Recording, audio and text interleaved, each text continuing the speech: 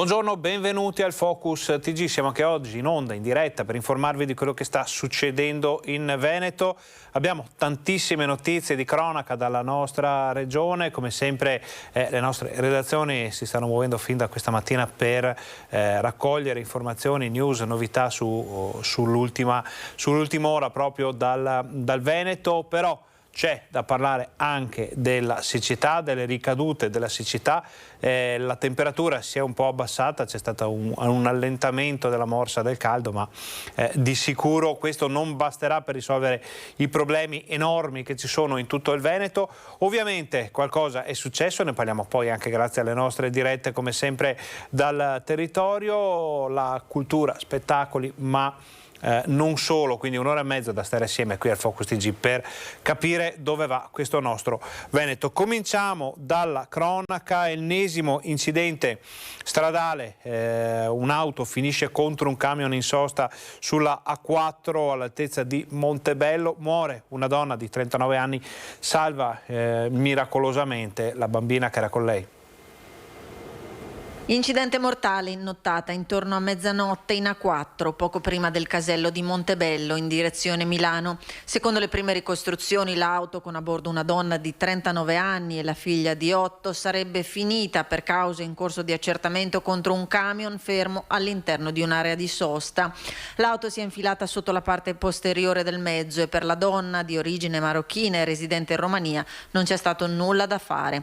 Salva invece la bambina lievemente ferita. Intervenuti i vigili del fuoco di Arzignano e Padova con l'autogru. Sul posto il personale di Autostrade e la Polstrada. Come sempre la nostra redazione Berica si sta occupando di questa vicenda, ne sapremo di più nel telegiornale di Vicenza di questa sera, TG Vicenza. Come sempre tutti gli approfondimenti di quello che diamo in mattinata. Parliamo di incidenti ancora perché è stato un anno, già il 2021, disastroso per il Veneto. Il 2022 abbiamo visto come è iniziato, ormai abbiamo scavallato la metà dell'anno, il numero dei sinistri è davvero impressionante. L'anno scorso nella Marca trevigiana i dati sono impietosi, li vediamo assieme. 58 morti e 2.419 incidenti nei quali delle persone sono rimaste ferite più o meno gravemente. Sono preoccupanti i dati sugli incidenti stradali elaborati dall'Osservatorio della provincia di Treviso per l'anno 2021. Se rapportati all'arco temporale di una settimana corrispondono ad un morto e 6 feriti ogni giorno, in lieve aumento rispetto a quelli degli ultimi 10 anni che avevano registrato un significativo calo dell'incidentalità nella Marca. Ad allarmare è soprattutto l'esito dei sinistri con un incremento di quelli mortali rispetto a quelli conferiti, scontri frontali, fuoriuscite autonome ed investimenti di pedoni, la causa principale degli incidenti mortali, con un particolare aumento degli ultimi 2 casi nel 2021. Questa ci fa riflettere, nel senso che fin tanto che la provincia era stata in grado di fare degli investimenti sulla sicurezza stradale, aveva centrato nel decennio 2000-2010 l'obiettivo di ridurre al 50% l'incidentalità stradale e poi questo trend è andato via via calando, arrivando anche a un certo momento a crescere. Mercoledì e domenica i giorni nei quali ci sono più morti, giovedì e venerdì quelli con più feriti. Le fasce orarie più critiche sono dalle 8 alle 9, dalle 10 alle 11 e dalle 19 alle 20. La maggior parte degli incidenti sono causati da distrazione provocata dall'utilizzo del cellulare alla guida o dall'abuso di alcol o assunzione di stupefacenti. Di qui l'importanza dell'educazione alla sicurezza stradale avviata dalla provincia con un progetto nelle scuole abbinata ad interventi sulle strade provinciali. Di concerto con i comuni, ricordo 130 interventi finanziati dall'amministrazione provinciale per circa 19 milioni di euro che generano lavori per quasi 50 e questi andranno a risolvere criticità condivise con i comuni. Adesso andiamo nel veneziano, andiamo a Jesolo dove sono stati emessi 7 DASPO per dei giovanissimi, si tratta del provvedimento chiamato DASPO Willy. Vediamo nel dettaglio. Emessi 7 DASPO nei confronti di altrettanti giovanissimi tra i 15 e i 17 anni a seguito delle indagini anticrimine del commissariato di Jesolo. I minorenni, tutti residenti nel Padovano, hanno rapinato nella notte del 21 luglio 4 ragazzi nei pressi di un bar di Largo Augustus a Jesolo. La misura di prevenzione adottata nei confronti dei giovanissimi è il DASPO Willy, tratto dal nome del ragazzo romano ucciso nel 2020 durante il pestaggio a Colleferro. Il provvedimento adottato dal questore prevede il divieto di accesso al litorale e a tutta l'area della movida di Jesolo. Come spiegano dalla questura, il provvedimento è uno strumento maggiormente incisivo per contrastare il fenomeno della movida violenta e delle aggressioni giovanili.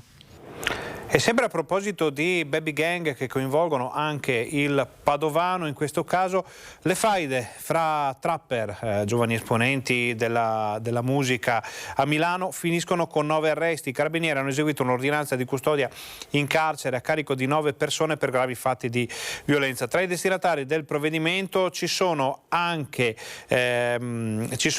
dei trapper che avrebbero picchiato e sequestrato delle persone, fra le quali un giovane musicista padovano, Baby Touché, che il 9 giugno fu picchiato e tenuto dentro un'auto per 2 ore, con i video che erano stati poi postati sui social. Una notizia che è arrivata pochi minuti fa in redazione, della quale i nostri giornalisti, i nostri tecnici a Padova si stanno informando per capire esattamente i contorni di una faccenda che insomma ha rilevanza nazionale. Ha rilevanza nazionale anche il numero di incendi che si stanno verificando in tutto il nord-est.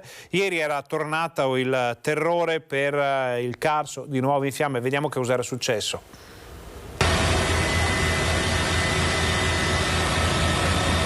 Quello che non posso tollerare però che qualcuno deliberatamente, cioè che uno ritenga perciò dolosamente di appiccare il fuoco. Non abbiamo in questo momento certezza, ma abbiamo tantissimi indizi che ci fanno ritenere che sia opera della mano di un uomo, ma non di un uomo qualsiasi, di una persona idiota e di un mascalzone. Nessun giro di parole dal sindaco di Gorizia Rodolfo Ziberna. Il piromane va individuato e fermato il prima possibile. La situazione incendi si è ulteriormente complicata nel pomeriggio dopo una notte e una mattinata di paura e ansia. Le fiamme hanno lambito la statale 55, il cosiddetto vallone. I vigili del fuoco hanno presidiato l'arteria stradale con la collaborazione dei colleghi sloveni. La portata dei roghi alimentati dal vento però ha consigliato nel pomeriggio la totale evacuazione delle frazioni di San Michele e Gabria, 300 persone in tutto. Il secondo fronte del rogo invece è arrivato poco distante anche dalla frazione di Devetachi, dove abbiamo parlato con chi stamani si trovava il fuoco alle spalle della propria casa. Sono già un paio di giorni che brucia bene qui. Siete stati evacuati? Siete rimasti in casa? Siamo rimasti qui. Ieri era tutto il giorno pompieri, andavano su e giù, di qua di là. Hanno monitorato abbastanza bene il fuoco, perché ieri bruciava di là, dall'altra parte stamattina è cominciato a bruciare di là. Perché quando vai a casa la sera, no? Speri sempre, vediamo com'è, che magari qualcuno ci bussa, dovete andare via, capisci? Quindi un'ansia costante. Sì, ecco il Canadair. Guardalo. Per il sindaco del capoluogo isontino la priorità resta quella di mettere le mani su chi ha appiccato i nuovi roghi. Le nuove coordinate dei focolai infatti non lascerebbero spazio a dubbi. Un appello, faccio mio l'appello del prefetto: se qualcuno vede qualche movimento sospetto, avvisi immediatamente le forze dell'ordine, denunci queste persone, queste canaglie che non esitano a mettere in pericolo l'incolumità. Oltre che naturalmente un bene stupendo, quello del Carso, ci impiegheremo dai 15 ai 25 anni per ripristinare l'ecosistema sul Carso, ma non esitano a mettere a repentaglio incolumità e anche vita, come sappiamo, di tanti operatori che con grande generosità si stanno sacrificando per il bene di tutti, anche per il bene di questi mascalzoni che invece ritengono di fare i brillanti appiccando il fuoco.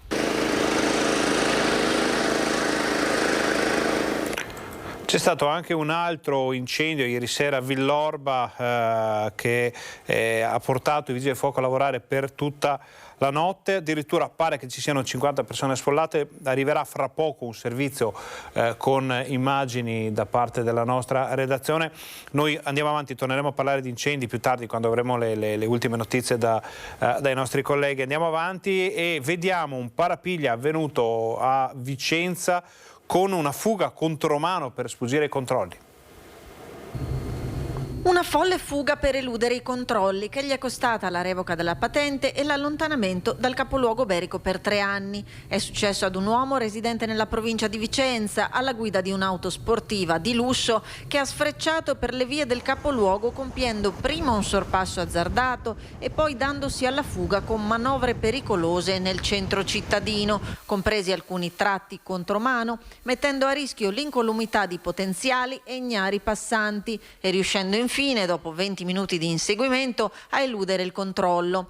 I finanzieri di Vicenza, sulla base della targa del veicolo e delle registrazioni delle telecamere di videosorveglianza, sono riusciti a risalire al conducente del mezzo e a ricostruire le infrazioni commesse durante la fuga ad alta velocità. L'uomo è stato sanzionato per le violazioni al codice della strada, segnalato alla procura per il reato di resistenza pubblico ufficiale e al prefetto di Vicenza per l'adozione del provvedimento di revoca della patente di guida. Inoltre il questore ha emesso nei confronti del conducente un foglio di via obbligatorio e un provvedimento di allontanamento dal territorio del capoluogo per la durata di 3 anni. Ora noi facciamo una brevissima pausa pubblicitaria, voi state con noi perché torniamo fra pochissimo.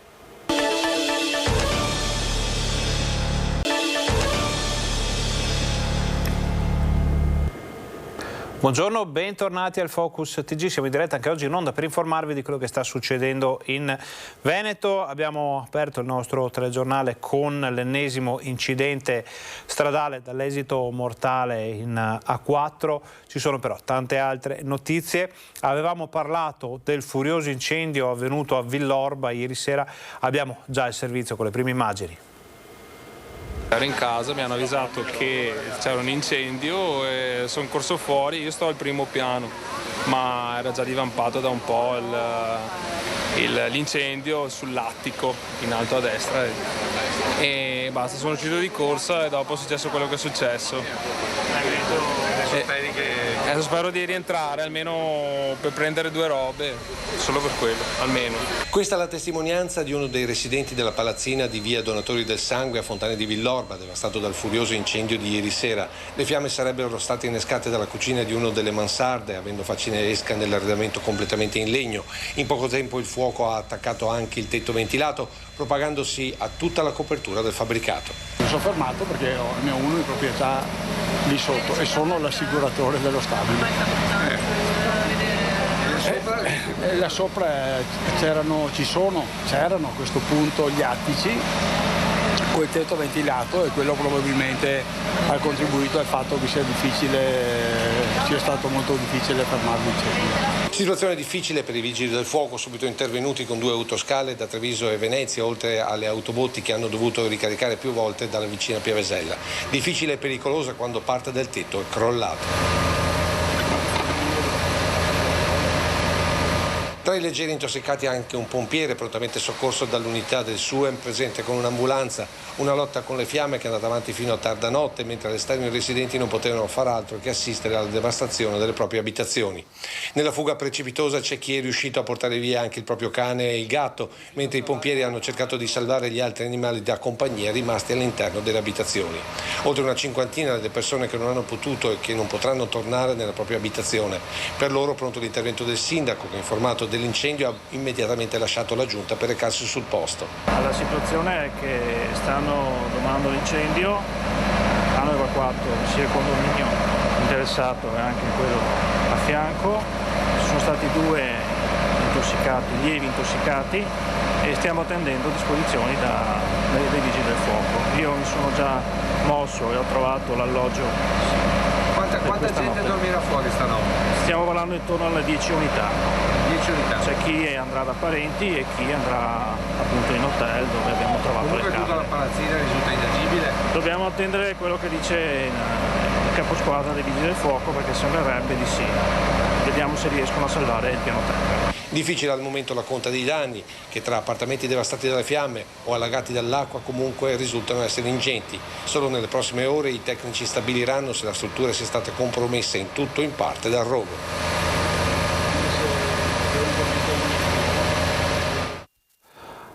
Allora, andiamo in cerca di eventuali notizie dall'ANSA. In questo momento stavamo aspettando una novità riguardante il Veneto, ma non ci sono ancora approfondimenti. Allora andiamo avanti con la cronaca veneziana, perché Piazza San Marco torna a essere ancora invasa dai venditori abusivi. La sera ne vengono contati più di 60. Vediamo. Con il cosiddetto ritorno alla normalità post-Covid, a Venezia sono tornati anche loro. I venditori abusivi di grano ai piccioni, che peraltro non si potrebbe vendere neanche legalmente, di dardi luminosi e di chincaglierie varie, sono tornati in massa in Piazza San Marco. Presenti già dalla prima mattina, si moltiplicano gradualmente col trascorrere delle ore fino a raggiungere l'apice al calar del sole. La sera, purtroppo, quando proprio abbiamo quei turisti che noi spereremo venissero molto di più, quindi quelli che si fermano, che pernottano, che possono vivere la città, a volte purtroppo passeggiare per la piazza è complicato. Ce ne sono più di 60 la sera. Sono aggressivi anche nei confronti quando cercano di vendere le cose. Purtroppo qualcuno lo è, si inizia una trattativa, quindi diventano aggressivi, quindi pretendono dei soldi per un servizio che hanno dato. Claudio Vernier, presidente dell'associazione Piazza San Marco, ha dovuto nuovamente lanciare l'allarme per quello che ormai è diventato un problema cronico in area marciana, limitato dalla presenza della polizia locale, dei cosiddetti guardians in determinate ore, ma ancora piuttosto lontano dal dirsi risolto. Sono più di 10 anni, abbiamo fatto anche un esposto nel 2017 come associazione Piazza San Marco per sottolineare questo problema, quindi i venditori abusivi, i venditori di grano, le rose, i dardi luminosi. Invece purtroppo è un problema che rimane, tant'è vero che il mio predecessore, già il presidente Nardi, aveva sottolineato questa problematica che continua a esserci anche durante il giorno e la mattina. Una notizia da Vicenza appena arrivata qui in redazione. Per anni si era reso protagonista da solo o assieme ad altri coetanei di diverse azioni violente che hanno creato problemi di ordine pubblico, portando paura e pericolo fra i cittadini, in particolare fra gli operatori della SVT, la società che gestisce il servizio pubblico di trasporto in provincia. Molti di questi episodi si sono infatti verificati a bordo di pullman della linea della zona dell'Alto Vicentino nei confronti di un ragazzo di 21 anni residente a Velodastico. I carabinieri della compagnia di Schio e del nucleo investigativo del comando provinciale di Vicenza hanno notificato un'ordinanza di sorveglianza speciale di pubblica sicurezza, ovvero tante ne aveva fatte, che dopo aver ricostruito tutti gli episodi, inviato nel fascicolo del Tribunale Ordinario di Venezia, sezione distrettuale delle misure di prevenzione, che ha accolto le richieste formulate, emanando nei suoi confronti un provvedimento per i prossimi 2 anni. Il giovane dovrà, tra i numerosi obblighi previsti, rimanere nella propria abitazione tutti i giorni dalle 22 alle 7, evitare di portare con sé armi di qualsiasi genere, ma si spera che questo fosse già in precedenza, e frequentare soggetti pregiudicati. Quindi persona molto nota in zona, nel territorio, dovrà prestare molta attenzione da qui in futuro. Andiamo adesso a Jesolo. Avevamo dato la notizia ieri mattina durante il nostro telegiornale, arresto di un 20enne trevigiano per tentato omicidio nei confronti di un minore. Abbiamo ricostruito in modo molto più esatto la vicenda. Grazie a tutta una serie di atti che sono stati compiuti, parlo innanzitutto di testimonianze assunte in loco, di analisi delle immagini delle telecamere ed altre attività tecniche che sono state poste in essere, si è riusciti a raccogliere una serie di indizi che sono stati ritenuti in primis dalla Procura della Repubblica e poi dal GIP rilevanti e concordanti nel senso dell'applicazione di una misura cautelare a carico della persona che si era resa responsabile del grave episodio delittuoso. È stato arrestato il 20enne residente nel Trevigiano che nella notte fra il 2 e il 3 luglio scorso aveva tentato l'omicidio di un minore bellunese accoltellandolo in spiaggia in zona Piazza Mazzini a Jesolo per futili motivi. Il giovane, che frequenta spesso la città, non ha precedenti e non era noto alle forze dell'ordine. L'ordinanza di custodia cautelare in carcere è stata emessa dal GIP presso il Tribunale di Venezia. Il questore di Venezia ha disposto un modulo operativo del quale fa parte integrante la squadra mobile, oltre ovviamente ad altre componenti che riguardano il controllo del territorio, quindi le volanti e altri poliziotti che fanno servizio in uniforme, che sicuramente va nella direzione di un effettivo incremento di forze presenti sul territorio. Ennesimo fenomeno violento che sta contraddistinguendo l'estate iesolana, ma che lascia perplessi turisti e residenti, specialmente alla vista di immagini come queste. Come potete vedere, questo signore in video, ripreso dalle telecamere di sorveglianza di un negozio di Jesolo, sembra giri tranquillamente armato mentre fa shopping, quasi incurante di portare all'interno delle tasche dei pantaloni una pistola. Ma la criminalità di Jesolo non sembra sia aumentata, secondo il capo della squadra mobile di Venezia. Non si tratta di sottovalutare quanto accade, perché noi impieghiamo il massimo delle energie, ovviamente, però oggettivamente io, dal nostro punto di vista, che ripeto, il punto di vista proprio dell'analista tecnico, quindi che lascia perdere qualsiasi altra metodologia di analisi, dico che io non registro proprio un incremento rilevante. Giornate decisamente dense dal punto di vista della cronaca, tantissime notizie che arrivano alle nostre redazioni. Continuiamo a parlare di cronaca veneta dopo la pubblicità. State con noi perché torniamo fra pochissimo.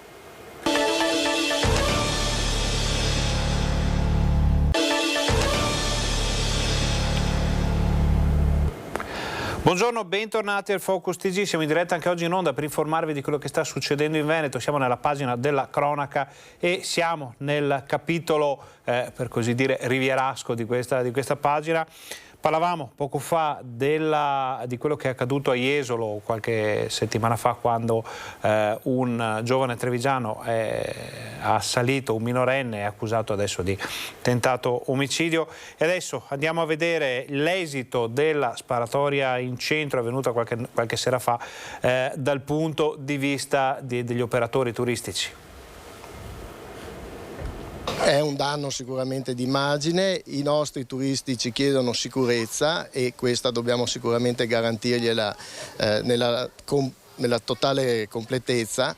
La sparatoria in pieno centro a Jesolo è l'ultimo episodio violento che ha sconvolto l'intera comunità jesolana e non soltanto lo scorso martedì 26 luglio. Un'escalation di violenza che sta interessando ultimamente la città, che vive l'incubo della criminalità. La richiesta è sicuramente un attento controllo del territorio, un presidio costante, un presidio che non può essere a macchia di leopardo e non può essere limitato a poche unità che ci vengono aggiunte durante l'estate. L'impatto negativo sulle attività commerciali, sul turismo è inevitabile, ma quello che sciocca maggiormente è che a farne le spese potevano essere comuni cittadini e turisti che magari si trovavano di passaggio nel posto sbagliato al momento sbagliato quel martedì sera del 26 luglio, e cioè in Via Verdi, nelle vicinanze del locale Crazy Cocktails, dove è partita la sparatoria e poteva essere una strage.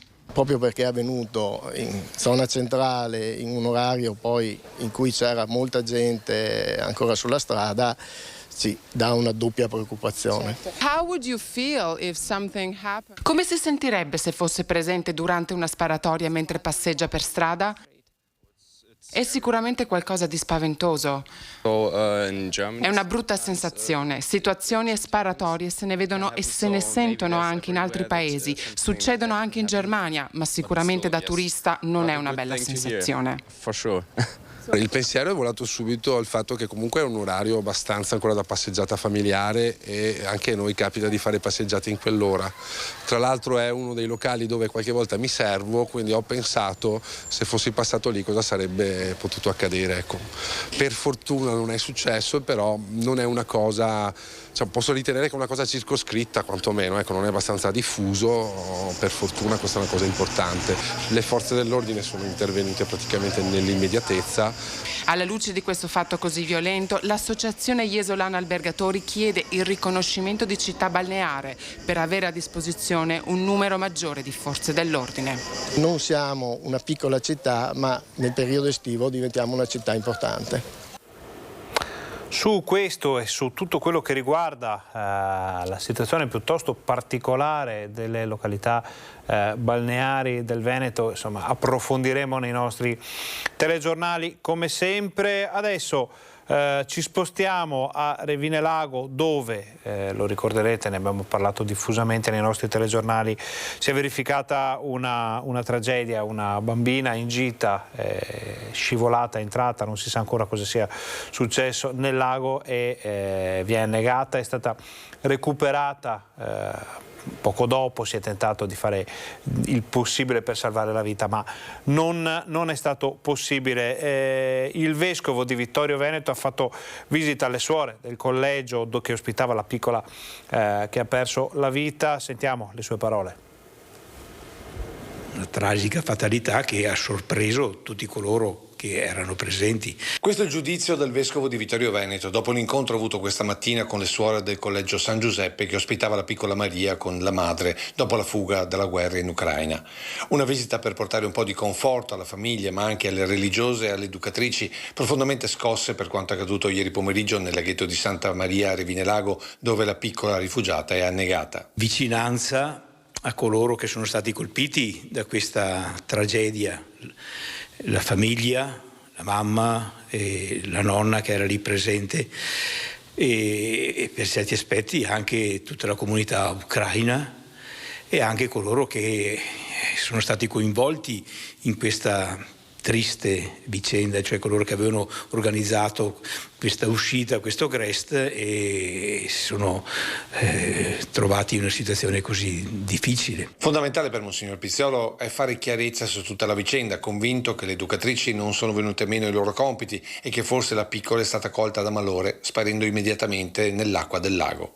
Ma per il vescovo di Vittorio Veneto, se da una parte la giustizia deve fare il suo corso, dall'altra questo è il momento del silenzio, della riflessione. Perché al di là di tutte le parole che si possono dire, resta sempre un fatto che supera e che ci toglie la parola di bocca. Qualsiasi parola rischia di essere così superflua e inutile. La parola più giusta è quella della preghiera e dell'affidamento al Signore. Torniamo alla cronaca, torniamo in provincia di Vicenza, dove un ladro è stato sorpreso a rubare dalla cassetta delle elemosine in chiesa e ha spintonato i carabinieri. È stato arrestato. Arzignano è stato sorpreso a rubare le monete dalla cassetta delle elemosine della chiesa di Sant'Agata a Tezze di Arzignano, usando la tecnica del nastro adesivo legato ad una barretta metallica. Ad intervenire i carabinieri che a seguito della perquisizione lo hanno trovato con 72 euro e gli attrezzi da scasso. L'uomo, pregiudicato e nulla facente di 55 anni, colto sul fatto ha tentato di darsi alla fuga spintonando i carabinieri, ma è stato subito bloccato e arrestato per furto aggravato e resistenza pubblico ufficiale. Nella nostra cronaca quotidiana finiscono spesso gli infortuni sul lavoro. Abbiamo visto il numero, purtroppo è sempre altissimo ogni anno e si parla sempre più spesso di queste vicende che hanno anche a volte esito mortale. Qualcuno, qualche associazione di categoria ha fatto i conti scoprendo che sono calati in generale ma che aumentano quelli mortali. Vediamo. Diminuiscono gli infortuni sul lavoro a Padova, ma aumentano quelli con esito mortale. È il dato che emerge dalla relazione annuale INAIL presentata pochi giorni fa in Parlamento. Fabbrica Padova, centro studi di Confapi, parte da qui per analizzare nello specifico la situazione del nostro territorio. Il tema degli infortuni sul lavoro infatti è caldo e nel 2022 non sono mancati nella nostra provincia le morti bianche. Nel 2021 le denunce di infortunio a Padova sono state 12.969 contro contro le 12.225 di un anno però fortemente anomalo come il 2020, condizionato dalla pandemia e da lunghi periodi di chiusura delle attività.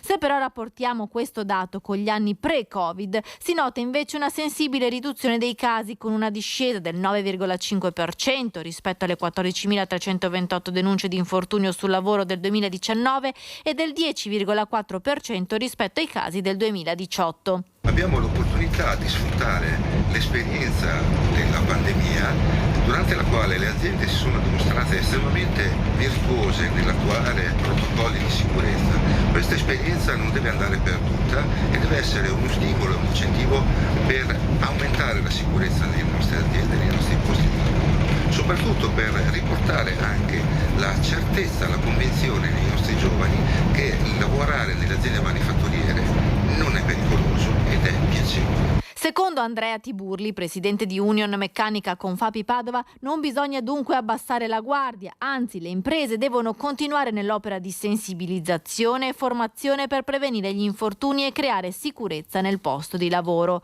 Resta infatti il preoccupante rilievo statistico relativo alle denunce di infortunio con esito mortale, salite a 21 nel 2021 contro le 17 del 2020 e le 18 del 2019, un dato in controtendenza rispetto al resto del paese, in cui invece si rileva un calo medio della mortalità pari al 4%. Ritorniamo alla cronaca, ritorniamo a Vicenza, dove un uomo è stato aggredito da una persona che aveva in mano una bottiglia di vetro, è stata denunciata. Ha aggredito un uomo con una bottiglia di vetro ed è stato denunciato. Tutto è successo in via Dalmazia nei giorni scorsi, quando gli equipaggi delle volanti sono intervenuti a seguito della richiesta dei passanti che avevano assistito ad una lite tra due soggetti, in cui uno dei due, liberiano di 39 anni, aveva colpito con una bottiglia di vetro il compagno di una donna presente al momento dei fatti. Tutto perché, stando alle ricostruzioni, la donna avrebbe spostato con un calcio il sacchetto in cui era custodito il pranzo del cittadino liberiano, che adirato l'avrebbe aggredita con insulti e minacce.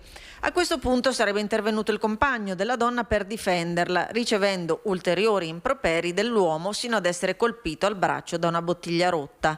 Le volanti, intercettato il responsabile, lo hanno perquisito e al termine hanno trovato in sua disponibilità anche una tessera sanitaria smarrita alcuni giorni prima da una cittadina vicentina.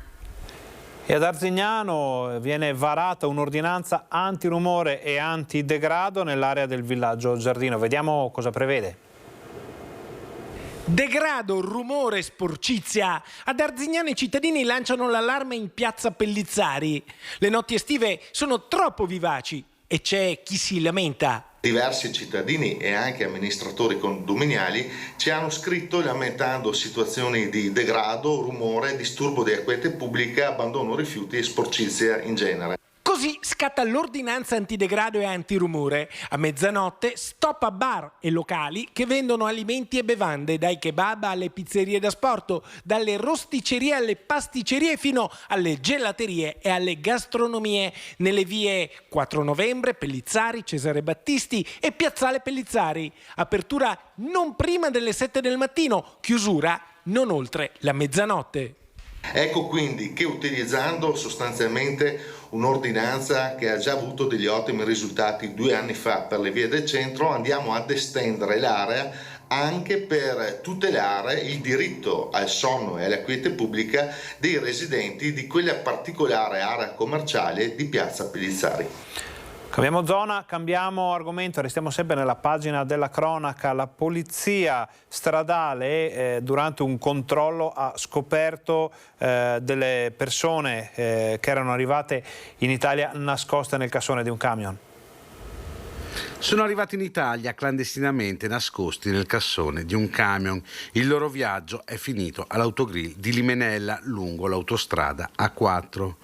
Si tratta di 8 persone, 3 provenienti dal Pakistan, 2 minori dall'Afghanistan e 3 di cui si sono perse le tracce. È successo mercoledì pomeriggio, quando gli agenti della polizia stradale sono stati fermati dal gestore dell'impianto di carburanti dell'area di servizio padovana. L'uomo segnalava la presenza di 3 persone viste uscire da un camion. Gli agenti hanno quindi identificato i 3 pakistani, intercettando anche i 2 minori afghani. Dopo un'attenta visione delle telecamere a circuito chiuso, gli agenti hanno ricostruito che dal camion telonato erano uscite altre 3 persone che sono riuscite però a darsi alla fuga. Considerate le precarie condizioni in cui le 5 persone si trovavano, i poliziotti hanno innanzitutto provveduto a soccorrerli, ristorandoli con cibo e bevande. I 5, tutti sprovvisti di documenti, sono stati accompagnati in questura e poi affidati all'ufficio immigrazione. Nel frattempo ci arriva una notizia da Bibbione, dove ci stiamo anche informando poi di quello che sta succedendo.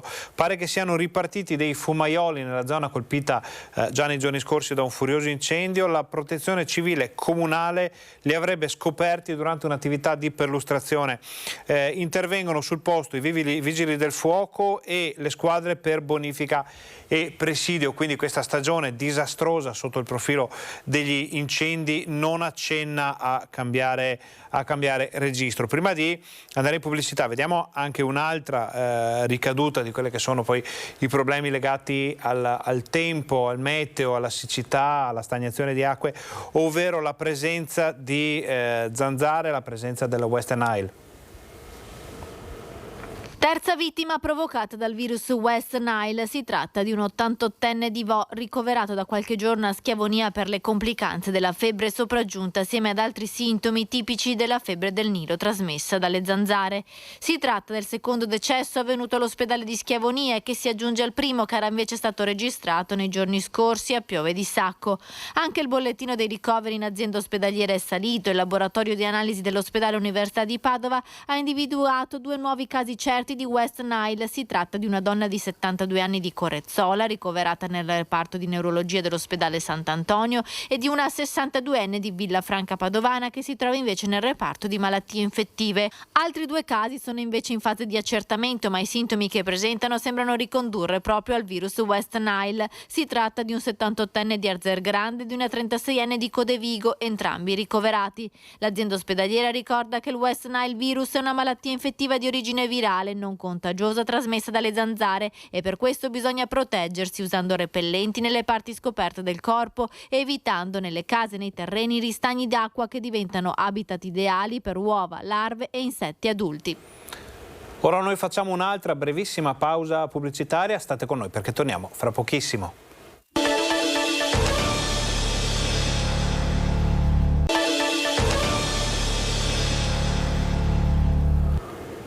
Buongiorno, bentornati al Focus TG. Siamo in diretta anche oggi per informarvi di quello che sta succedendo in Veneto. Mettiamo da parte per un attimo la pagina della cronaca, entriamo in quella dedicata alla siccità, al meteo, al maltempo anche, che nelle scorse ore ha flagellato il Veneto. Un po' di pioggia è caduta in parecchie zone, portando non solo un po' di refrigerio ma anche un po' di acqua in pianura. Avevamo visto nei giorni scorsi le immagini impressionanti di Padova, città d'acque, lo ricordiamo, in grave difficoltà. Andiamo a vedere come sta andando oggi con Valentina Visentini. Siamo in pieno centro storico all'ombra della Specola. Valentina, è cambiato qualcosa? Sì, esattamente, siamo sul tronco maestro del Bacchiglione, sotto la Specola. Qui si vedeva la situazione drammatica del fiume. Qualche giorno fa il nostro collega Francesco Ratai, poco più avanti, aveva passeggiato sul letto del fiume completamente in secca. Fortunatamente le piogge cadute non solo in città ma a questo punto anche in montagna stanno portando un po' di acqua nel fiume, nel Bacchiglione. Circa il livello del tronco maestro, il livello d'acqua è salito di circa 20 centimetri e la speranza che con le piogge attese per questa sera possa migliorare ulteriormente la situazione. Una situazione che però, come ci spiegherà adesso l'ingegner Francesco Veronese del consorzio direttore del consorzio di bonifica Bacchiglione, non è ancora ottimale, anzi è ancora molto a rischio e quindi sarà veramente un'estate difficile nonostante i livelli stiano piano piano crescendo.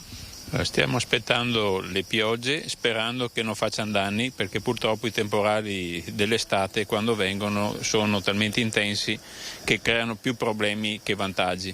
Un po' di acqua c'è stata Dire a chi guarda i livelli che si è alzato di qualche centimetro e sembra una presa in giro se uno non ha visto le foto, perché siamo in completa secca, anche se appunto c'è stato qualche lieve miglioramento. Si sta gestendo la situazione navigando a vista, perché non abbiamo possibilità di capire come sarà nei prossimi giorni, ovvero sia questi temporali, se anche vengono, non cambiano la situazione nella sostanza, sono una boccata di ossigeno che porta qualche giorno in avanti una situazione veramente critica dal punto di vista della siccità.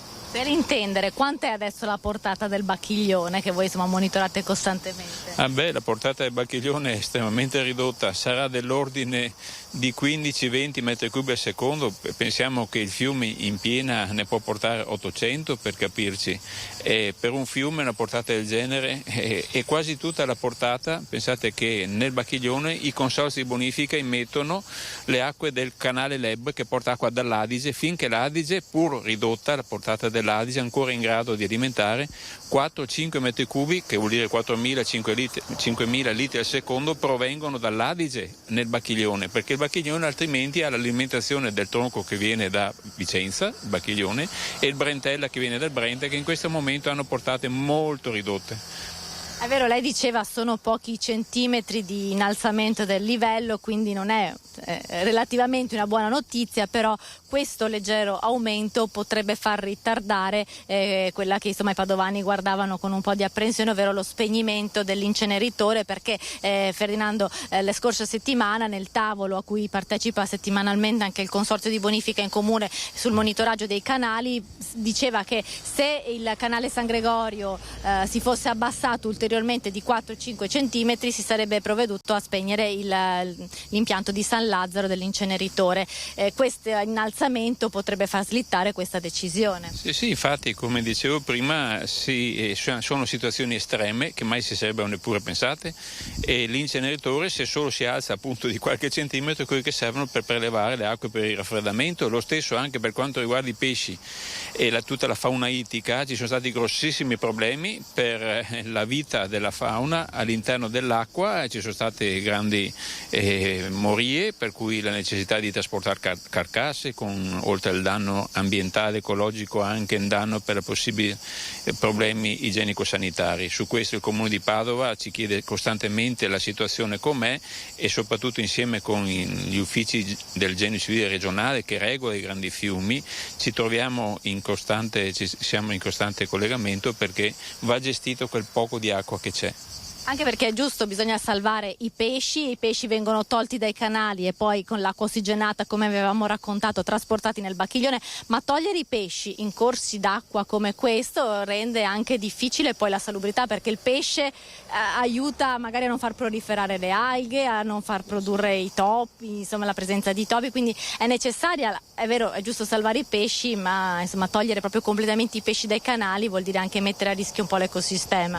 No, l'ecosistema è messo in crisi da questa situazione. La scelta è solo se far sì che il pesce viva o che il pesce muoia, perché nel momento in cui il pesce muore la sua decomposizione peggiora ulteriormente, per cui è una misura da adottare indubbiamente, salvo che bisogna riuscire a prenderli, spostarli. Non è facilissimo, perché dove vanno a finire che non c'è acqua a sufficienza, lì creano un danno per loro e per l'ambiente. È evidente che ricostituire tutto l'ecosistema dopo questa botta non sarà una cosa facile. Ecco Ferdinando, se hai altre domande per il direttore veronese. Valentina, allora intanto grazie mille per questo collegamento, abbiamo visto la situazione come sta cambiando. Una domanda per te al volo, perché qui abbiamo davanti le pagine dell'ARPAV dove non sono ancora segnalate le quote di pioggia delle ultime ore. Hai idea di quanta pioggia sia caduta per aver cambiato la situazione, o stiamo ancora aspettando questi dati? Allora vediamo che Valentina Visentini in questo momento non ci sente, quindi andiamo avanti con il nostro telegiornale. Poi adesso ti sento, adesso ti sento. Bene. Adesso ti sento. Valentina, ti chiedevamo qui da studio se avete idea di quanto sia piovuto in montagna per poter cambiare le cose così in pianura, se avete già qualche dato dall'ARPAV, oppure se sappiamo che sono arrivati piovaschi importanti sulle Dolomiti, sulle prealpi, oppure se aspettiamo di avere questi dati. Proviamo a chiedere, lei ha idea di quanto è piovuto in montagna per poter rendere insomma così la situazione? Ancora non ci sono... Non ci sono dati precisi e poi tutto il territorio è molto asciutto, per cui il problema non è solo quanto piove ma quanto defluisce, perché tutto viene assorbito. Avete visto i pascoli della montagna quanto sono in crisi, tutti i laghetti, le pozze, gli animali, è un problema grossissimo, per cui al di là del dato delle piogge il problema è anche quanto ne arriva e purtroppo è poco. Insomma la coperta è corta e le situazioni difficili sono molteplici. Da Padova è tutto. Ferdinando, ti restituisco la linea allo studio. Grazie Valentina Visentin, torneremo a Padova se ci saranno notizie, naturalmente la nostra redazione ci chiamerà per darle in diretta a voi telespettatori. Vediamo, anche se manca la grafica completa, ma vediamo com'è andata ieri, visto che stiamo parlando di meteo. Per l'ARPAV temperatura massima 34 gradi a Gaiarine, ovvero siamo 5, quasi 6 gradi sotto i picchi dei giorni precedenti. Questa ondata di maltempo che ha investito il Veneto ha aiutato parecchio. Temperatura minima siamo sempre attorno ai 17 gradi e 6 in pianura, ovviamente a Galzignano. Vento, velocità massima, folate importanti sul Veronese e poi precipitazione accumulata massima. Questa riguarda la giornata di ieri, 14 mm e 4. Ovviamente stanotte le piogge sono state ben più intense, ma mancano ancora questi dati. Vediamo di recuperarli poi per capire quanto è piovuto nelle scorse ore e cosa potrebbe cambiare per i prossimi giorni. Valentina Visentin ieri era andata in una stalla a vedere la situazione per tantissimi allevatori, in questo caso dell'Alta Padovana, ma la situazione è molto molto simile in tante altre zone del Veneto. Vediamo com'era andata.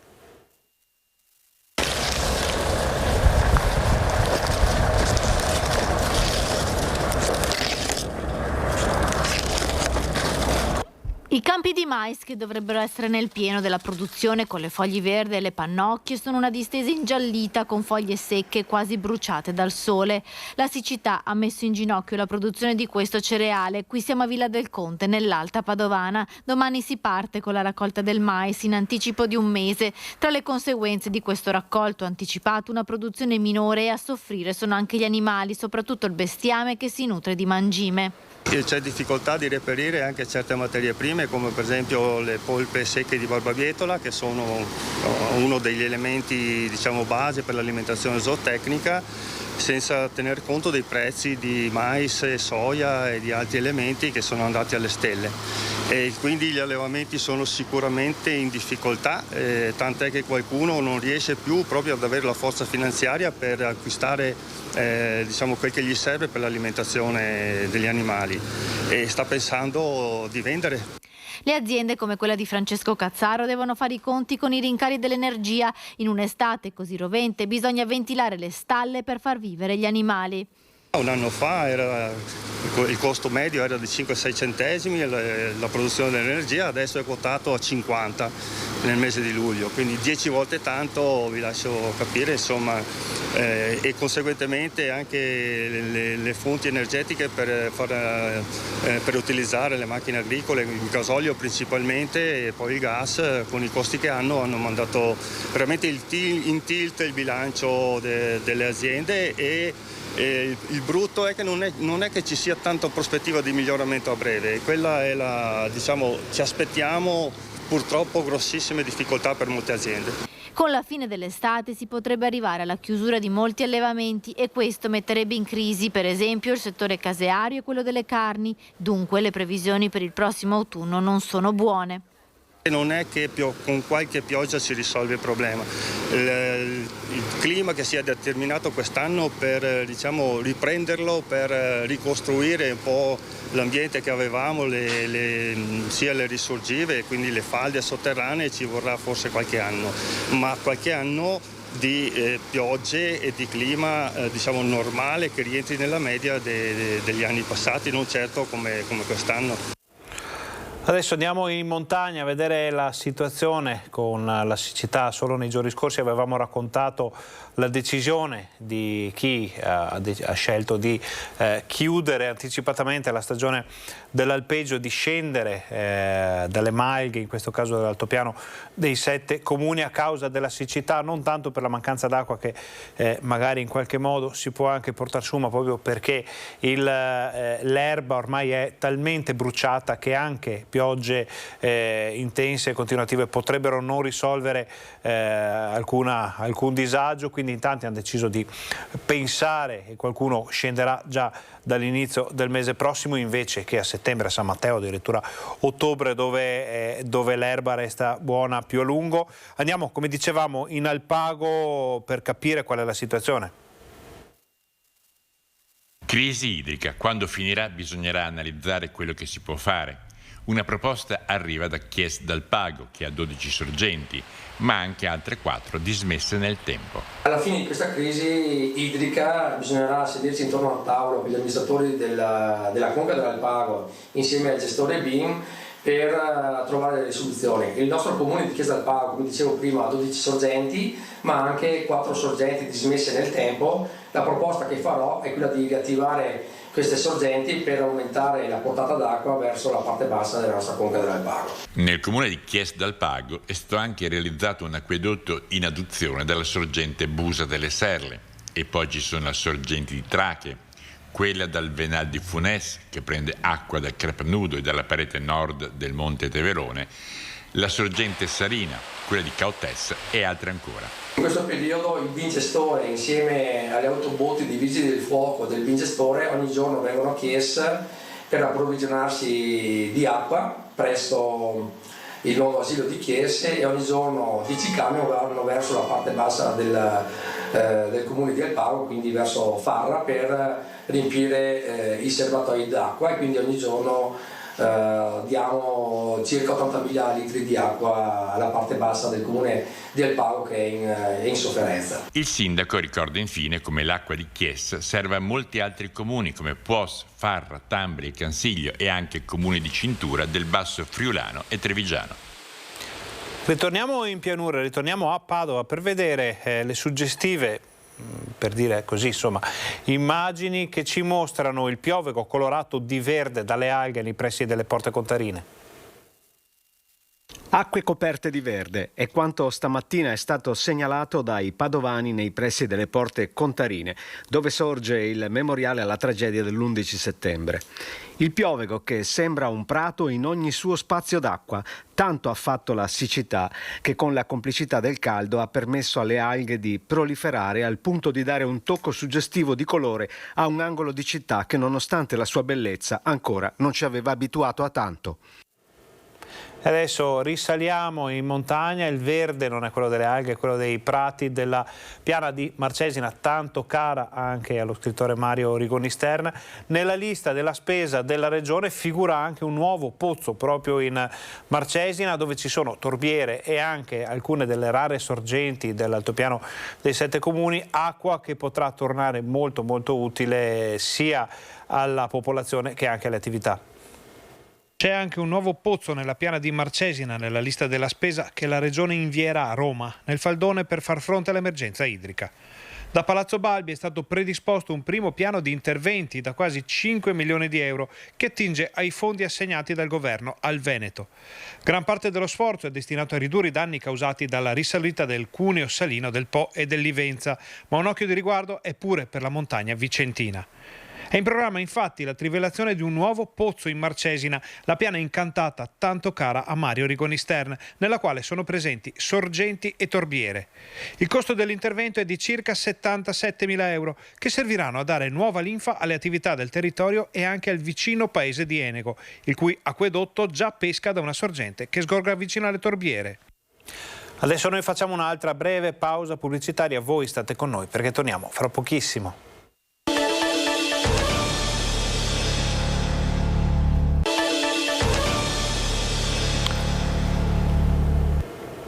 Buongiorno, bentornati al Focus TG. Siamo in diretta anche oggi in onda fino alle 13:30 per informarvi di quello che sta succedendo in Veneto.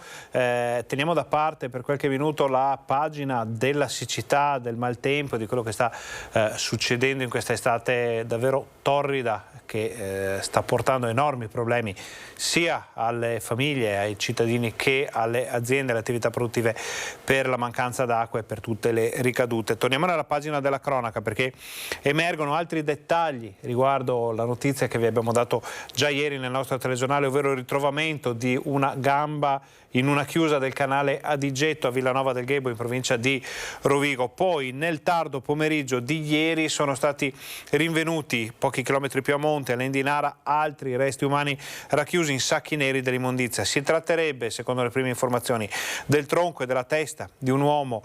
In seguito a questi ritrovamenti i carabinieri sono tornati poi nei pressi della chiusa di Villanova, dove è stato trovato un altro sacco dell'immondizia contenente anche le braccia. La procura di Rovigo ha aperto un fascicolo per omicidio, disposto gli esami per cercare di ricostruire, di risalire l'identità della vittima.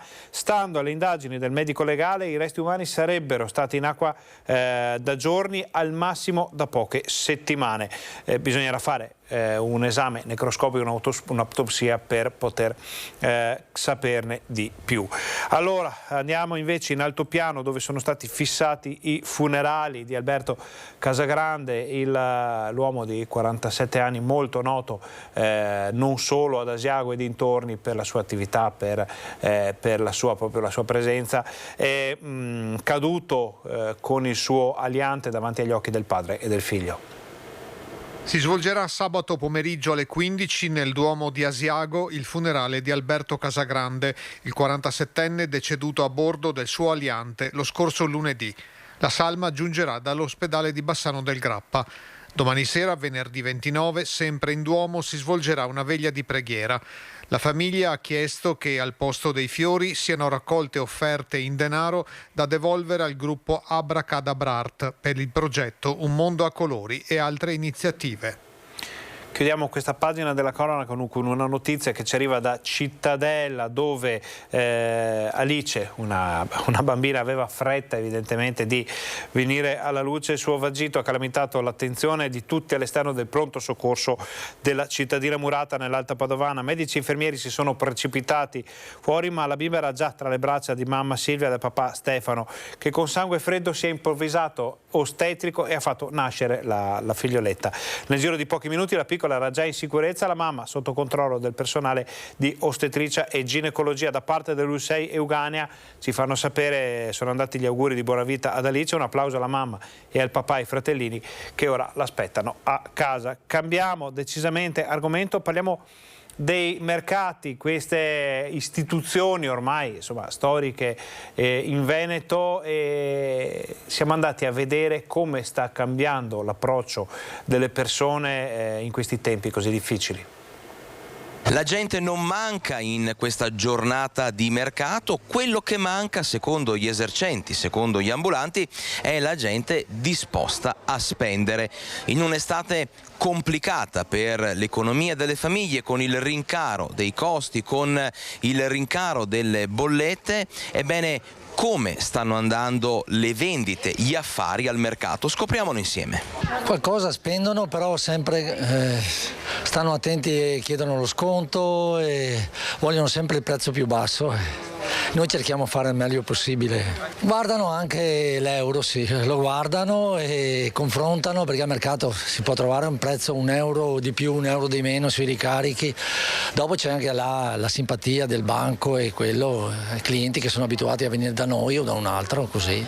Però guardano anche l'euro, a volte bisogna offrirgli anche il caffè. I bassanesi vengono al mercato, comprano, spendono nell'abbigliamento?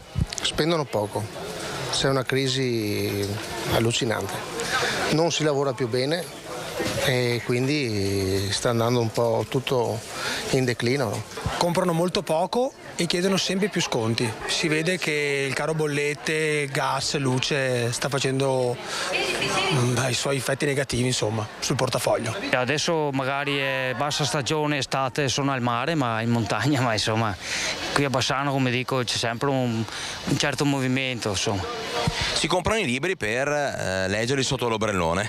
Anche sì, penso di sì. Poco, spendono poco perché il caldo è quello la base e poi tutto quello che gira attorno alla base, tutto, poco comunque, spendono poco adesso, hanno le ferie.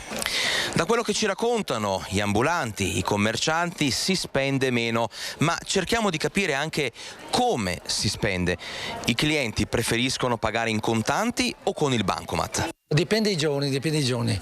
Chiedono il bancomat, purtroppo per noi è un problema perché dobbiamo collegare il telefono, le commissioni che le banche non ce le hanno tolte, però facciamo volentieri. Solo bancomat. Quindi preferiscono gli acquisti? Assolutamente sì, assolutamente sì. Contanti ormai o stanno finendo o non si vedono più. Voltiamo pagina, una notizia di servizio per padovani e non solo, tangenziale chiusa per 2 notti per un test di stabilità dei ponti. Tangenziale chiusa per 2 notti a Padova. Il tratto che va dall'uscita 18 bis alla 12 via Piovese sarà chiuso dalle 20:30 alle 7 di stasera nel senso di marcia in direzione Padova Sud, mentre la notte tra sabato e domenica nel senso opposto. Lo stop per permettere le prove di carico sui 4 ponti che interessano quel tratto. Nuovi lavori dunque per l'importante infrastruttura cittadina dopo la sostituzione del ponte su via Vigonovese nel 2020 e nel 2021. La scelta dell'amministrazione è quella di ridurre al minimo i disagi per i cittadini e gli utenti, quindi i monitoraggi sono stati fissati d'estate, di notte e nel fine settimana. I test di carico erano già stati fatti in altri tratti di tangenziale. Dopo l'esperienza tragica del Ponte Morandi si è intervenuto per evitare che tragedie del genere si ripetessero. Altro ponte, altri lavori, parliamo del Borgomagno, su cui da qualche giorno insistono dei lavori sempre per garantire la massima stabilità. In questi giorni il cantiere ha solo ristretto la corsia est, quella in direzione Arcella, che sarà completamente chiusa al traffico dall'8 agosto al 15 agosto. L'altra corsia, quella verso il centro, sarà chiusa dal 22 agosto al 19 settembre. Prima di passare alla cronaca sindacale, ci arriva dall'ANSA una notizia di valore nazionale che riguarda la circolazione in Veneto di ben 2 ceppi del West Nile. La conferma arriva dall'Istituto Zooprofilattico Sperimentale. Allora, in Veneto stanno circolando 2 ceppi di virus West Nile denominati West Nile 1 e West Nile 2. La conferma arriva dai ricercatori dell'Istituto Zooprofilattico Sperimentale delle Venezie e dell'Università di Padova sulla base di analisi genetiche condotte contemporaneamente su zanzare, uccelli e uomo. I risultati sono stati pubblicati sulla rivista scientifica Eurosurveillance. Rispetto al 2021, quando la circolazione del West Nile in Veneto era stata scoperta dalla metà di luglio con un picco ad agosto, quest'anno la trasmissione stagionale del virus sembra essere iniziata molto prima, addirittura a giugno, favorita, questo lo dicono gli scienziati, dalle alte temperature dei mesi primaverili. Quindi la siccità, quello che stiamo vivendo adesso come ricadute, è qualcosa che è iniziato molto prima. La prima positività, questo lo sapevamo perché l'abbiamo detto nei nostri telegiornali, è stata rilevata il 7 giugno in provincia di Vicenza per poi allargarsi a tutto il Veneto. A oggi il virus è stato trovato nelle zanzare di tutte le province venete, ad eccezione di Treviso e Belluno. Allora, andiamo avanti con il telegiornale, parliamo di cronaca sindacale, incontro a Padova in prefettura per i lavoratori della IMASAF.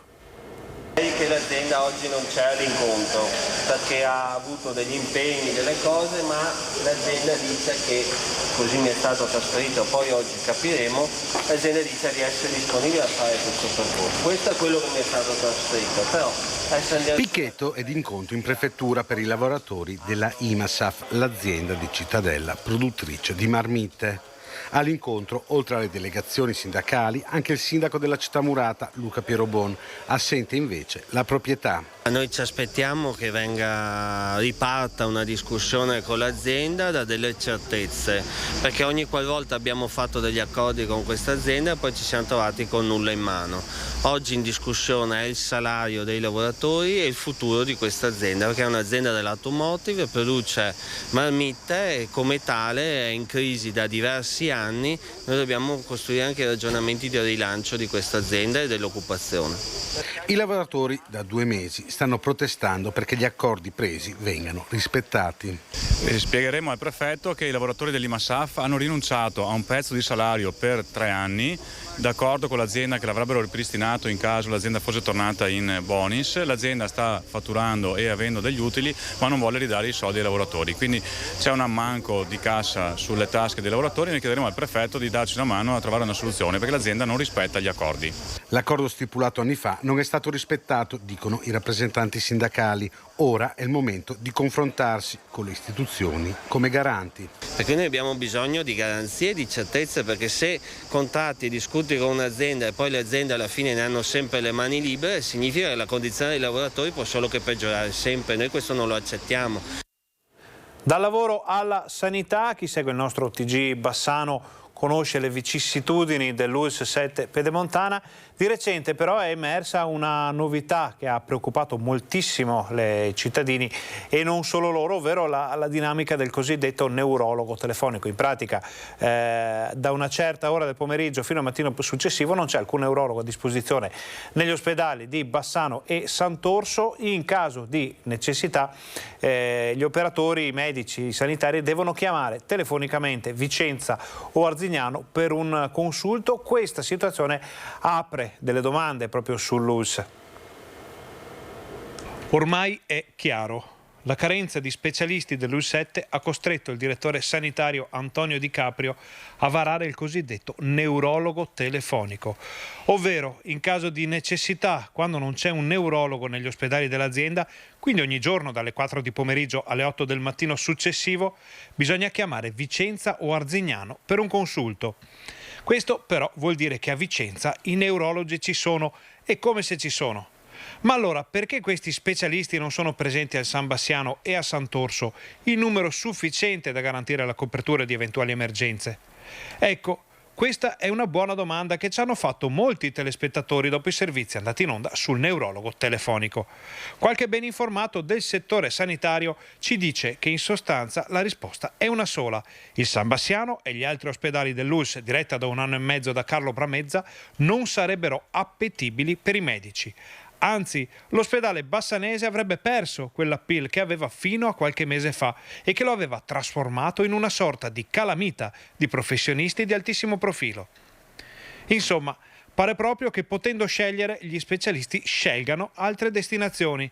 Un circolo vizioso che rischia di portare il nosocomio bassanese alla periferia della sanità, non solo veneta, ma anche locale. La prima ricaduta potrebbe essere, per assurdo e anche in concreto, se la situazione dovesse evolversi negativamente, la cancellazione della Stroke Unit, l'unità dedicata alla gestione e al trattamento della fase acuta dell'ictus ischemico ed emorragico con aree e personale specializzato.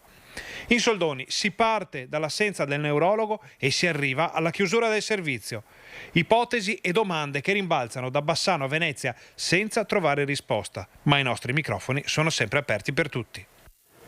Restiamo in tema o nelle vicinanze perché abbiamo parlato con i nostri telegiornali del bonus psicologo, uno successo notevole che però sembra essere senza fondi. 16.000 richieste in 48 ore, questo il numero di domande pervenuto per il bonus psicologo in tutta Italia.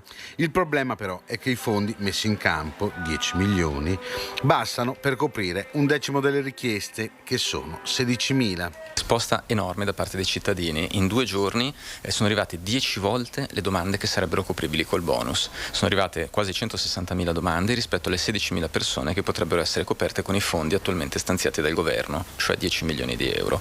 E questo ci porta al molto male, nel senso che questo rappresenta il fatto che in questo momento c'è una emergenza di supporto psicologico, di bisogno di supporto psicologico della cittadinanza, dopo 2 anni e mezzo molto difficili per tutti, che hanno avuto tutta una serie di conseguenze complesse sulle persone, sui ragazzi, gli adolescenti, le famiglie, e le risorse stanziate in questo momento sono insufficienti, sono chiaramente insufficienti. 2 anni e mezzo di pandemia, la guerra russo-ucraina e la relativa crisi che ne è conseguita, l'inflazione e la siccità, un fardello pesante per le persone che sempre di più avrebbero bisogno di un supporto psicologico. L'idea è buona ed è sicuramente un ottimo punto di partenza. È la prima volta che in maniera bipartisan il Parlamento e il Governo hanno riconosciuto la necessità di sostenere il benessere psicologico della cittadinanza, dei cittadini italiani. Il problema appunto è questo, lo stanziamento che è largamente insufficiente. Potremmo dire che è una buona tattica in cerca però di una strategia che ancora manca. Il benessere psicologico della cittadinanza deve entrare nell'agenda di chi andrà al governo, dicono gli psicologi veneti. Ci vogliono riforme strutturali. Tutto il comparto della salute mentale e del benessere psicologico, sia a livello di Servizio Sanitario Nazionale, che in Italia vede un numero largamente insufficiente di psicologi. Tanto per dare un'idea, in Italia nel Servizio Sanitario Nazionale abbiamo 5 psicologi ogni 100.000 abitanti. Nella media europea è intorno ai 20 psicologi ogni 100.000 abitanti. Quindi abbiamo bisogno di fare un grande salto negli investimenti pubblici e un sostegno anche per tutto quello che è il comparto della richiesta privata dei cittadini, che necessita di sostegni, diciamolo, forse più significativi di quelli che possono essere i bonus monopattino. Adesso apriamo la pagina delle segnalazioni. Insomma, voi sapete che il nostro rapporto con i telespettatori, con i cittadini è molto forte, i nostri numeri di telefono sono a disposizione di tutti e sono tantissime le persone che ci segnalano quello che non va, dalle segnalazioni sulla sanità che vediamo quasi ogni giorno nei nostri TG, fino a quelle di degrado o situazioni che insomma potrebbero essere sistemate. Per quasi una settimana abbiamo fatto vedere le immagini di ragnatele sul ponte vecchio di Bassano, sul ponte degli Alpini, proprio nei giorni del compleanno di Bassano, dei festeggiamenti per le ricorrenze cittadine, e finalmente l'amministrazione risponde. Sentite cosa ci hanno detto. Assessore, queste ragnatele sul ponte non sono un bel vedere. Assolutamente no, condividiamo la vostra segnalazione a tal punto che stiamo mettendo a disposizione delle risorse per un piano di manutenzione che sia anche nel tempo e quindi suddiviso nel corso dell'anno. Il ponte, un gioiello che tornerà a splendere, anche grazie all'aiuto di Rete Veneta. È così che dopo le nostre segnalazioni, dove portavamo alla luce le tantissime ragnatele che avvolgevano i soffitti del ponte vecchio, l'amministrazione comunale ha deciso di intervenire. Merita il rispetto doveroso e quindi come amministrazione ovviamente sulla base anche della vostra segnalazione ci siamo attivati. Chiaro che fare le pulizie del ponte non è semplice, nel senso che sono dei lavori in quota, le risorse sono anche importanti, ma sicuramente ci attiveremo per porre rimedio nelle prossime settimane. Come vi attiverete? È chiaro che dovremo cercare anche di fare un progetto specifico proprio per la pulizia, ma soprattutto un piano di manutenzione che vada anche nel tempo e quindi una pianificazione generale di pulizia magari ogni 3-4 mesi. Una progettazione specifica e un piano di manutenzione per mantenere il ponte pulito e, come dice il detto, le promesse nascono sempre dove non ci sono testimoni, ma questa volta voi siete in tantissimi. Ci promette che vedremo il ponte pulito? È necessario vederlo pulito, quindi sì, ve lo prometto. Promesse vanno mantenute? Sempre. E noi vi promettiamo che controlleremo, vigileremo per sapere quando queste pulizie verranno effettuate, poi ve lo racconteremo. Ovviamente, se questo non dovesse essere fatto, torneremo a dare un'occhiata alla situazione. Andiamo avanti, ancora segnalazioni che ci arrivano da Vicenza, vediamo. Strade del centro storico sotto la lente di ingrandimento dei cittadini. Qui siamo tra Contrà Paolo Lioi, Ponte San Paolo e Contrà San Paolo, zona da cui i residenti segnalano il dissesto dello strato dei cubetti di porfido con cui sono lastricate. Abbiamo raccolto la loro voce. La manutenzione migliore andrebbe fatta, soprattutto perché ci sono anche tante persone anziane che vivono qui in centro e che hanno problemi di deambulazione, anche perché poi soprattutto loro rimangono qui d'estate e vanno ai vari mini market della zona per fare un po' di spesa. Noi ci arrangiamo. Di fronte a casa mia è tutto sconnesso, non è fatta bene purtroppo. È pericoloso? È pericoloso, sì, anche per chi cammina, penso anche le persone anziane. Sì, è un disagio enorme. Ci sono dei punti che dovrebbero essere messi un attimino più a punto, ecco. Il disagio maggiore penso che sia per i ciclisti e anche per coloro che passeggiano, perché delle volte vedo che ci sono delle difficoltà, soprattutto per le donne che hanno le scarpe con i tacchi, che rimangono incastrate fra una pietra e l'altra. Ogni tanto si cade, all'età di 80 anni si cade anche prima, perché in effetti il problema esiste. Sulla stessa linea d'onda i commercianti della zona che auspicano interventi sui tratti disconnessi. Purtroppo Vicenza c'ha un sistema, diciamo, di collegamento, di rifornimento dei camion e dei mezzi del centro storico. Ci sono delle strade che sono troppo sfruttate e così, facendo così, molte strade si dissestano. È un po' particolare, però d'altronde con tutto il traffico che gira in questa strada credo non ci siano grandi alternative. Una messa a posto non starebbe male. Io sono pienamente d'accordo sul rifacimento di queste strade, perché sono veramente sconnesse e creano problemi. Cioè, i lavori vanno fatti.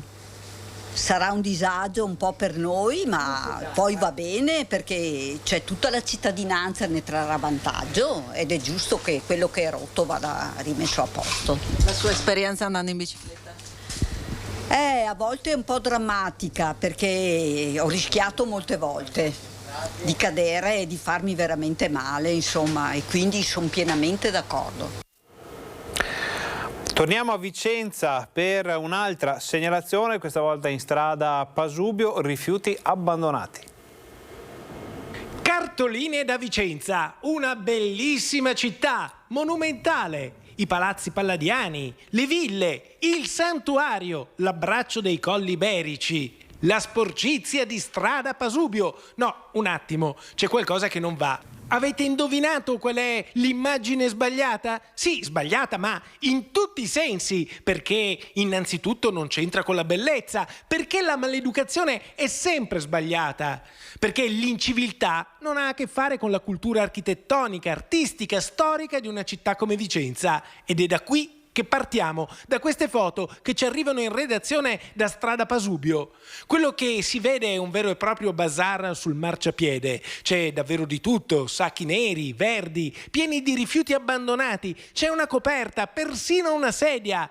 Cosa deve pensare il turista, il visitatore che passa da qui? E cosa devono fare i residenti? Chi qui ci vive o ci lavora? Devono rassegnarsi ad avere sotto casa o davanti al negozio sporcizie e degrado? Chi ci manda queste immagini non si è rassegnato e lancia l'allarme. Noi di Rete Veneta, fedeli alla nostra missione, portiamo la voce dei cittadini alle autorità competenti, in questo caso all'assessore all'ambiente Simona Siotto, a cui mostriamo queste immagini. Ringrazio Rete Veneta e ovviamente i cittadini per la segnalazione. Abbiamo allertato immediatamente la polizia locale e AIM per i rilievi del caso. Devo dire che era da un po' che non avevamo abbandoni in quella zona e quindi ci saranno ancora più controlli, soprattutto speriamo che controllando all'interno di questi sacchetti sia possibile individuare il responsabile, al quale ovviamente arriverà una bella sanzione. Bene, ringraziamo l'assessore che si impegna a usare il pugno duro con gli incivili, con i maleducati, che con questi atti di inciviltà rovinano la città che è di tutti i vicentini. Nessuno ha questo diritto. Se anche voi avete delle segnalazioni da farci, siamo pronti a venire nel vostro quartiere, a documentare il vostro problema e a portare la vostra voce alle autorità competenti. Il nostro impegno al vostro fianco continua. Siamo alla pagina della cultura, vediamo il boom di turisti per Padova Urbs Picta.